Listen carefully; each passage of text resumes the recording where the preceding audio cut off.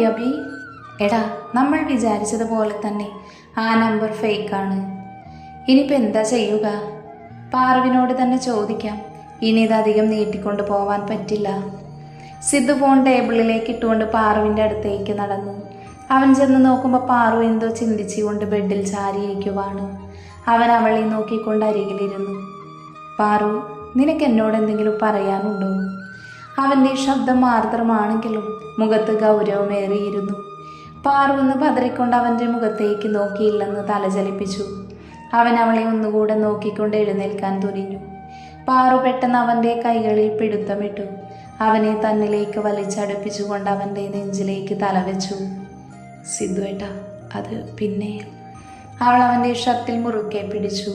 അവൻ അവളുടെ തലയിൽ പതിയെ തലോടിക്കൊണ്ട് മുഖം ഉയർത്തി നെറ്റിയിൽ ചുണ്ടുകൾ ചേർത്തു. പറയടാ, എന്തിനാ നീ ഇങ്ങനെ പേടിക്കുന്നേ? നിന്റെ കൂടെ ഞാനില്ലേ? അന്ന് ആക്സിഡന്റ് മനഃപൂർവ്വമായിരുന്നു അല്ലേ? അവൻ ചോദിച്ചതും അവൾ പേടിയോടെ തലചലിപ്പിച്ചു. അവൻ്റെ മുഖം വലിഞ്ഞു മുറുകി. എന്നാലും അവൻ കണ്ണുകളടച്ച് സ്വയം നിയന്ത്രിച്ചുകൊണ്ട് അവളോട് പതിയെ ചോദിച്ചു, നീ കണ്ടിരുന്നോ മോളെ? അവൾ അവൻ്റെ കണ്ണുകളിലേക്ക് പേടിയോടെ നോക്കി. അത് സിദ്ധുവേട്ട, ഒരു പെൺകുട്ടിയായിരുന്നു. പക്ഷെ ഞാൻ ഇതുവരെ അവരെ കണ്ടിട്ട് പോലും ഇല്ല. അവളുടെ കണ്ണുകൾ നിറഞ്ഞു. അവൻ സംശയത്തോടെ നെറ്റി ചുളിച്ചു. വേണ്ട സിദ്ധുവേട്ട, ഇതിനു പിന്നാലെ പോവണ്ട. അങ്ങനെ വിചാരിച്ചിട്ടാണ് ഞാൻ ഏട്ടനോട്... അവൾ അവൻ്റെ തോളിൽ തലവെച്ചുകൊണ്ട് അവനെ ഇറുക്കെ പുണർന്നു. അവൾ എത്രത്തോളം പേടിക്കുന്നുണ്ടെന്ന് അവളുടെ വിറക്കുന്ന ശരീരത്തിൽ നിന്ന് അവന് മനസ്സിലാക്കി. അയ്യേ, എന്തിനാ മോളെ ഇങ്ങനെ പേടിക്കുന്നേ? ദേ ഇങ്ങോട്ട് നോക്കിയേ. ഇങ്ങനെ കരഞ്ഞെൻ്റെ കുറുമ്പിക്ക് എന്തെങ്കിലും പറ്റിയാലുണ്ടല്ലോ, ഞാൻ നിന്നെ ശരിയാക്കും. അവൻ്റെ കുസൃതിയോടെയുള്ള സംസാരം കേട്ടതും പാറു തല ഉയർത്തിക്കൊണ്ട് അവനെ നോക്കി.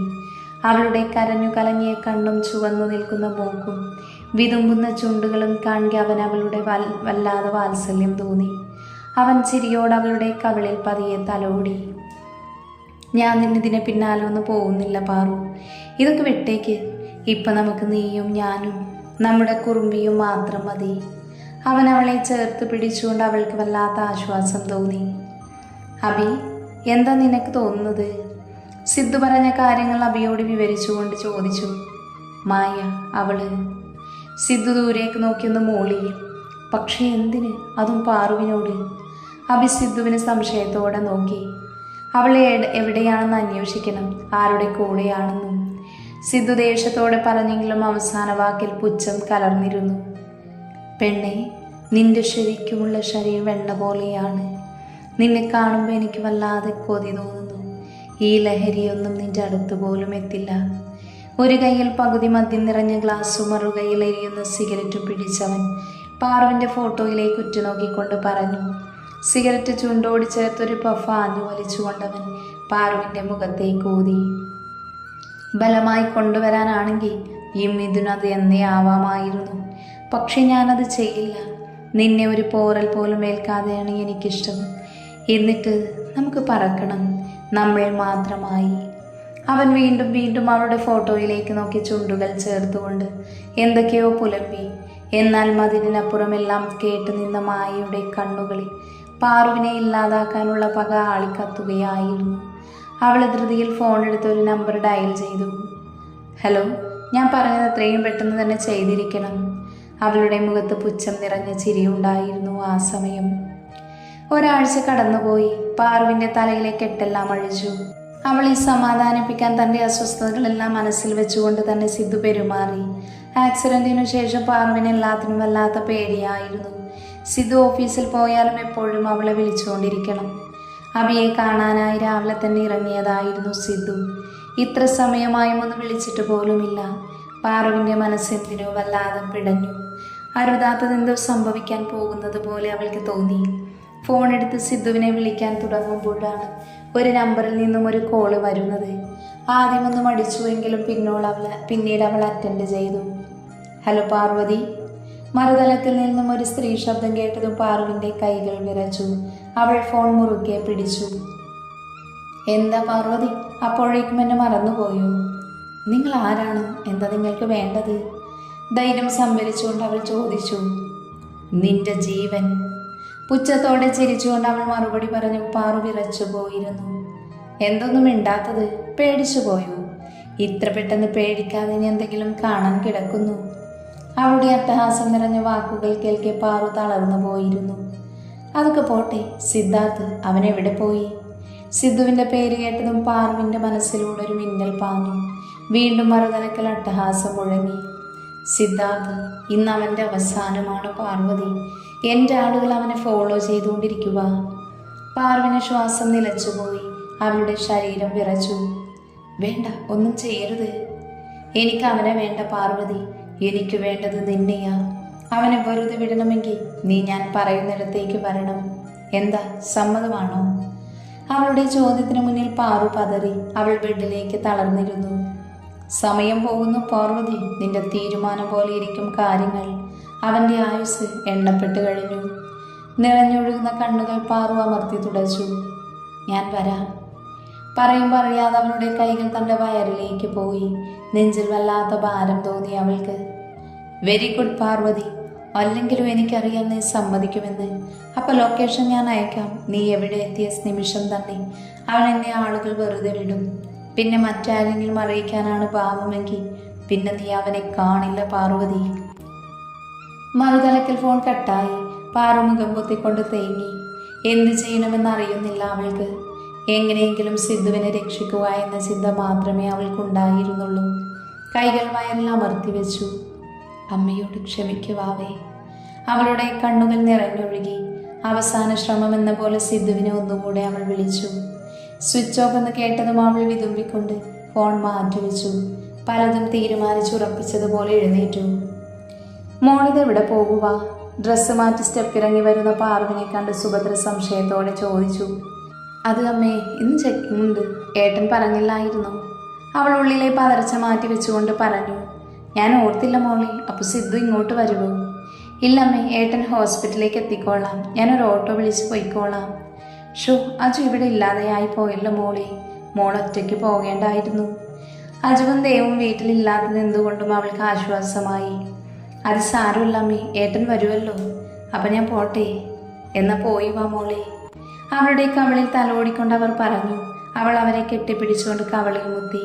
മുഖത്ത് ചിരി വരുത്തിക്കൊണ്ട് അവൾ അവരെ വിട്ട് അകന്നു മാറി. മായാച്ച ലൊക്കേഷൻ പ്രകാരം പാറു പൂട്ടിയിട്ട് ഒരു വലിയ വർക്ക്ഷോപ്പിലെ മുന്നിലെത്തിച്ചേർന്നു. അടുത്തും ഒരു വീട് പോലുമില്ല. അവൾ പേടിയോടെ ചുറ്റും നോക്കിക്കൊണ്ട് മുന്നോട്ട് നടന്നു. പതിയെ ഉള്ളിലേക്ക് കയറി. പഴയ കാറുകളും ജീപ്പുകളും അങ്ങിങ്ങായി കിടക്കുന്നു. അവൾ വിറച്ചുകൊണ്ട് സാരിയിൽ തെരുത്ത് പിടിച്ചു. പിന്നിൽ കാനലക്കം കേട്ടതും അവൾ തിരിഞ്ഞു നോക്കി. ഹലോ പാർവതി, സുഖമല്ലേ? പുച്ചച്ചിരിയോടെ കൈകൾ പിണച്ചുകെട്ടി തൻ്റെ മുന്നിൽ നിൽക്കുന്ന മായയെ കണ്ട് അവൾ പിടക്കുന്ന കണ്ണുകളോടെ നോക്കി. എന്തായാലും നിന്നെ സമ്മതിച്ചു പാർവതി, ആരെയും അറിയിക്കാതെ ഇവിടെ വന്നതിൽ. അവൾ ചിരിച്ചുകൊണ്ട് പാർവിൻ്റെ അടുത്തേക്ക് നടന്നു. ഞാൻ വന്നില്ലേ, ഇനി സിദ്ധുവേട്ടനെ വെറുതെ വിട്ടൂടെ? അവളുടെ കണ്ണുകൾ നിറഞ്ഞൊഴുകി. എന്താ സ്നേഹം! അപ്പം അവനെ വെറുതെ വിടണമല്ലേ? പക്ഷെ അത് നടക്കില്ലല്ലോ മോളെ. എന്തായാലും നിന്നെ ഞാനങ്ങ് പറഞ്ഞയക്കാം. പിന്നെ അവൻ മാത്രം എന്തിനാ? ഇപ്പോഴേക്കും അവൻ അവിടെ എത്തിയിട്ടുണ്ടാകും. മുകളിലേക്ക് ചൂണ്ടിക്കൊണ്ട് അവൾ അട്ടഹസിച്ചു. അവളുടെ വാക്കുകൾ കേൾക്കെ പാറുവിൻ്റെ മുഖം ദേഷ്യത്താൽ ചുവന്നു. അവൾ മായയുടെ അടുത്തേക്ക് ചെന്നുകൊണ്ട് അവളുടെ മുഖത്ത് ആഞ്ഞടിച്ചു. എൻ്റെ സിദ്ധുവേട്ടൻ എന്തെങ്കിലും സംഭവിച്ചാ? അവളുടെ ശബ്ദം അവിടെ മുഴങ്ങി. മായ തലചരിച്ചുകൊണ്ട് അവളെ നോക്കി. ആഹാ, നീ ആള് കൊള്ളാലോ. അപ്പോൾ മോൾക്ക് ഇത്രയൊക്കെ ധൈര്യം ഉണ്ടല്ലേ? അവൾ പാറുവിനെ നോക്കിക്കൊണ്ട് കുറച്ച് പിന്നിലേക്ക് നീങ്ങി നിന്നു. പൊടുന്നനെ കുറച്ച് ആളുകൾ അങ്ങോട്ട് വന്നു. പാറുവിനെ ബലമായി പിടിച്ചുകൊണ്ടുപോയി. അവൾ കുതറിക്കൊണ്ടിരുന്നു. അവളെ ഒരു ചെയറിൽ ഇരുത്തിക്കൊണ്ട് അവർ ബന്ധിച്ചു. അവൾ കണ്ണുകൾ നിറച്ചുകൊണ്ട് മായയെ നോക്കി. മായ അവളുടെ അടുത്തേക്ക് നടന്നു വന്നു. അവളുടെ കവിളിൽ ആഞ്ഞടിച്ചുകൊണ്ട് കുത്തിപ്പിടിച്ചു. എന്നെ തല്ലാൻ മാത്രം ധൈര്യം നിനക്ക് വേണ്ട മോളെ. മായയുടെ കണ്ണുകൾ ചുവന്നു. ദേഷ്യത്തോടെ പാറുവിൻ്റെ 2 കവിളിലും മാറി മാറി അടിച്ചു. വേദന കൊണ്ട് പുളഞ്ഞു കരഞ്ഞവൾ മായയെ ദയനീയമായി നോക്കി. അവളുടെ ചുണ്ടിൽ നിന്നും ചോര ഒലിച്ചിറങ്ങി. മായ ചിരിച്ചുകൊണ്ട് ആ ചോര കയ്യിലെടുത്തു. നിനക്ക് മാത്രം എന്ത് പ്രത്യേകതയാണ് പാർവതി ഉള്ളത്? നിന്നേക്കാളും സൗന്ദര്യം എനിക്കില്ലേ? പണം എനിക്കില്ലേ? പിന്നെ നിന്നെ അവൻ എന്തിനാടി? പുറകെ ഒരു ഭ്രാന്തിയെ പോലെ അലർന്ന മായയെ പാറു പേടിയോടെ നോക്കി നിന്നു. അവൾക്കൊന്നും മനസ്സിലാകുന്നുണ്ടായിരുന്നില്ല. എന്താ നിനക്ക് മനസ്സിലായില്ല അല്ലേ? പറഞ്ഞു തരാം, എല്ലാം ഞാൻ നിനക്ക് പറഞ്ഞു തരാം പാർവതി. അവളൊരു ചെയർ വലിച്ചടുത്തേക്കിട്ടിരുന്നു. പാറു എന്ത് ചെയ്യണമെന്നറിയാതെ പകച്ചു നിന്നു. സിദ്ധാർത്ഥ് നിന്നോട് അവൻ്റെ പാസ്റ്റ് എല്ലാം പറഞ്ഞിരുന്നില്ലേ പാർവതി? എന്നിട്ടും നിനക്ക് മനസ്സിലായില്ലേ? എൻ്റെ പേര് കേട്ടാൽ നിനക്ക് ചിലപ്പോൾ മനസ്സിലാകും. ഞാൻ മായ. ഇപ്പം നിനക്ക് ഓർമ്മ വന്നോ? തന്നെ പകച്ചുകൊണ്ട് നോക്കി നിൽക്കുന്ന പാറുവിനെ നോക്കി പുച്ഛിച്ചുകൊണ്ട് അവൾ തുടർന്നു. കോളേജിൽ വെച്ച് നീ എന്നെ കണ്ടിട്ടില്ല അല്ലേ പാർവതി? ആ, അപ്പൻ്റെ വേഷം ഇങ്ങനെയൊന്നും അല്ലായിരുന്നല്ലോ. അതൊക്കെ പോട്ടെ, അപ്പോൾ നമുക്ക് കാര്യത്തിലേക്ക് കടക്കാം. നിന്നോട് എനിക്കുള്ള ദേഷ്യം അതെന്താണെന്നല്ലേ നീ വിചാരിക്കുന്നത്? മിഥുൻ അവൻ എനിക്കെല്ലാമാണ്. ജനിക്കുമ്പോൾ തൊട്ട് ആരോരുമില്ലാത്തത് എനിക്ക് സ്വന്തമെന്ന് പറയാൻ ഒരാളെ കിട്ടിയപ്പോൾ ഞാൻ സന്തോഷിച്ചു. അവൻ എന്നെ വിട്ടു പോവാതിരിക്കാൻ അവൻ്റെ കൂടെ അവൻ്റെ എല്ലാ തെറ്റുകൾക്കും കൂട്ടു നിന്നു. അവൻ പറയുന്നതെല്ലാം കേട്ടു. പക്ഷെ അവൻ നിന്റെ മേൽ ദൃഷ്ടി പതിപ്പിച്ച നിമിഷം തൊട്ട് ഞാൻ തകർന്നു പോയി. നിന്നെ മാത്രം മതി പോലും അവന്. അവൾ പാറുവിൻ്റെ മുടിയിൽ കുത്തിപ്പിടിച്ചു. അതിങ്ങനെ ശരിയാകും പാർവതി? നീ തന്നെ പറ. അവൻ്റെ കൂടെ ഇത്ര നാൾ അവൻ പറയുന്നതെല്ലാം കേട്ടുനിന്ന് ഞാനോ? പറയാൻ അലറി വിളിച്ചുകൊണ്ട് പറയുന്ന മായയെ പാറു പേടിച്ചു നോക്കി. നിന്നെ അവനൊരു പോറൽ പോലും ഏൽക്കാതെ വേണമെന്ന്. അവളുടെ പൊട്ടിയ ചുണ്ടിൽ അമർത്തിക്കൊണ്ട് മായ പുച്ഛിച്ച് ചിരിച്ചു. പാറു വേദന കൊണ്ട് കണ്ണുകൾ അമർത്തി അടച്ചു. അപ്പം ഞങ്ങൾക്കിടയിലെ പ്രശ്നം നീയാണ് പാർവതി. അതില്ലാതായി അവനെ പഴയ പോലെ സ്നേഹിക്കില്ലേ? അവൾ ചിരിച്ചുകൊണ്ട് പിന്നിൽ നിന്ന് ഒരു ഗണ്ണെടുത്തു. പാറു കണ്ണുകൾ അടച്ചു പിടിച്ച് പേടിയോട് അവളെ നോക്കി. മായ ചിരിച്ചുകൊണ്ട് അവളുടെ നെറ്റിയിലേക്ക് ഗണ്ണമർത്തി. നീ തീർന്ന എല്ലാ പ്രശ്നവും തീരും പാർവതി. അപ്പോൾ അങ്ങനെ തന്നെ ആയിക്കോട്ടെയല്ലേ? ചിരിച്ചുകൊണ്ട് പറഞ്ഞ അവളുടെ മുഖം പൊടുന്നതിന് ദേഷ്യം കൊണ്ട് വലിഞ്ഞു മുറുകി. അവൾ ഗണ്ണൊന്നുകൂടെ ചേർത്ത് പിടിച്ച് പാറിന് കണ്ണുകൾ അമർത്തി അടച്ചു. പെട്ടെന്ന് പിന്നിൽ നിന്നും വാതിൽ തുറക്കുന്ന ശബ്ദം കേട്ട് മായ തിരിഞ്ഞു നോക്കി. തൻ്റെ മുന്നിൽ ദേഷ്യത്തോടെ വലിഞ്ഞു മുറുകിയ മുഖവുമായി നിൽക്കുന്ന മിഥുനെ കണ്ടതും അവൾ ഞെട്ടിത്തരിച്ചു നിന്നു. അവൻ മായയുടെ അടുത്തേക്ക് വന്നു. അവൾ ഉമിനീരിറക്കിക്കൊണ്ട് അവനെ ഒന്ന് നോക്കി. അവൻ കെട്ടിയിട്ടിരിക്കുന്ന പാറുവിനെ ഒന്ന് നോക്കി. പിന്നെ മായയും. മിഥുൻ, ഞാൻ നിനക്ക് വേണ്ടി. അവൾ വിക്കിക്കൊണ്ട് അവനെ നോക്കി. പൊടുന്നനെ മിഥുൻ്റെ കൈകൾ മായയുടെ കവിളിൽ പതിഞ്ഞു. ഞാൻ പറഞ്ഞിട്ടില്ലടി നിന്നോട് ഇവളുടെ മേലൊരു പോറൽ പോലും പറ്റരുതെന്ന്. അവളുടെ രൂക്ഷമായി നോക്കിക്കൊണ്ട് അവൻ്റെ ശബ്ദമുയർന്നു. മായ കണ്ണുകൾ നിറച്ച് അവനെ നോക്കിക്കൊണ്ട് അവളുടെ അടുത്തേക്ക് നിന്നു. മിഥുൻ, നോക്ക്, നിനക്ക് ഞാൻ പോരെ? ഇവൾ വേണ്ട മിഥുൻ, ഞാൻ മതി നിനക്ക്. അവൻ്റെ കൈകൾ പിടിച്ചുകൊണ്ട് അവൾ ഉറക്കെ കരഞ്ഞു. പാറു രണ്ടുപേരെയും മാറി മാറി നോക്കിക്കൊണ്ടിരുന്നു.